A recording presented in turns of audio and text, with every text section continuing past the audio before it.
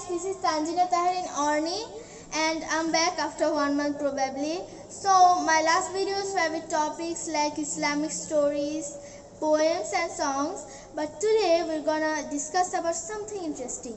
But before that, let's congratulate to our new country of Asia for their independence on 19th August 2021. Congratulations to the people of Afghanistan for your independence. Hope you will live a happy life after you got your independence. So now let's go back to our topic. So I already told you that today we're gonna discuss about something interesting. We all know that there are 12 months in a year. January, February, March, April, May, June, July, August, September, October, November and December. And each of them has 30 to 31 days except February, which has 28 days, and some year 29 days for the leap year. But have you ever had a question in your mind that how did the 12 months of a year got their names?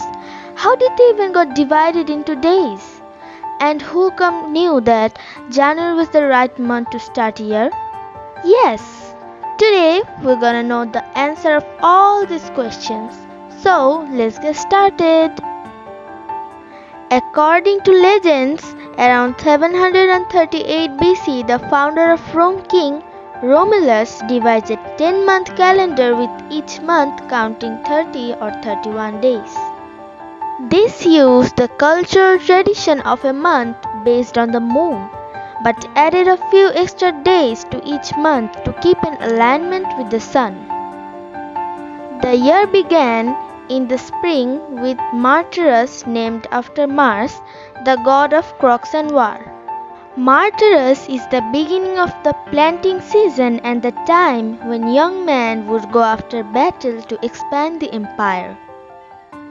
April is derived from the Latin aperire, meaning to open, which could be a reference to the opening or blossoming of flowers and trees.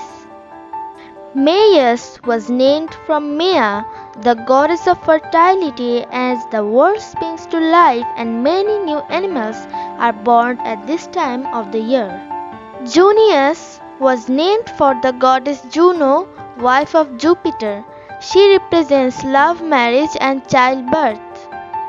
And the 5th to 10th month of the year are named a bit indolently.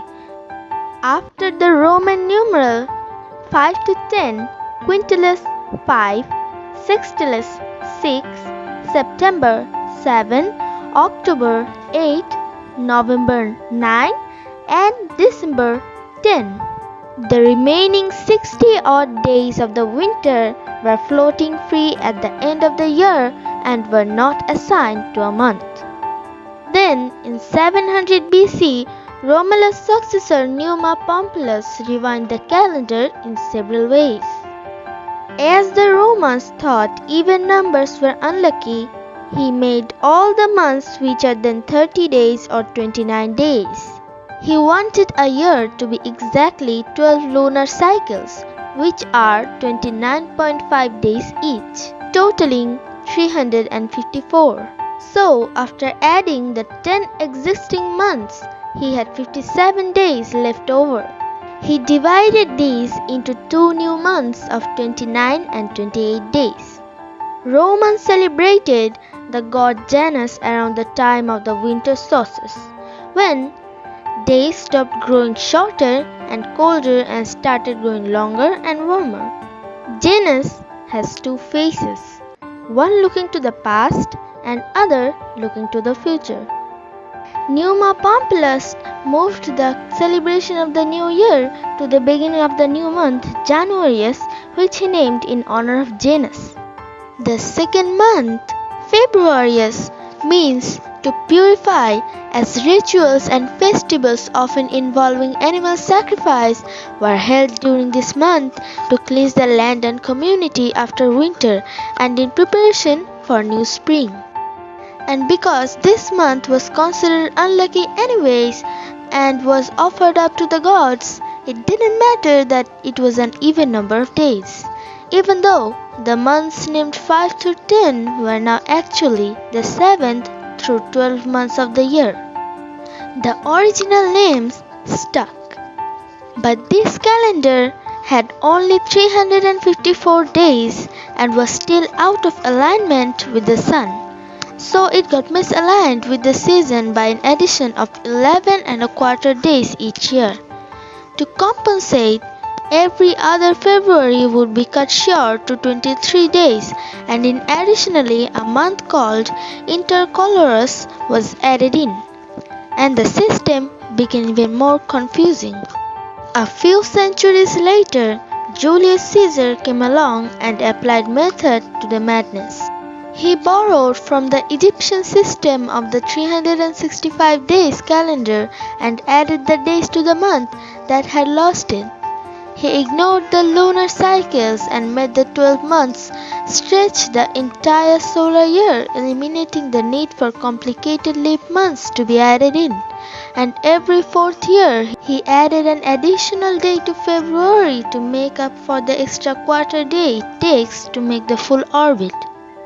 Julius Caesar also renamed the month Quintilis to Julius, named after himself, as this was the month of his own birth. Not to be outdone, his successor Augustus named Sextilis after himself and added an extra day to make August as long as his predecessor's month. And thus we have the Julian calendar, pretty much close to what we use today, but there were still a few modifications to be made. As the Julian calendar was 13 days behind our Tudor calendar, in 1582, when Pope Gregory introduced his Gregorian calendar, which is used today, bringing change to the Julian calendar, naming the months January, February, March, April, May, June, July, August, September, October, November, and December, what we use today. Europe adhered to the Julian calendar, first implemented by Julius Caesar in 46 BC. Since the Roman Emperor system miscalculated the length of the solar year, 11 minutes, the calendar has since fallen out of sync with the seasons. And thus we got our today's calendar, which is the Gregorian calendar. Thank you so much for watching the video. Now please like,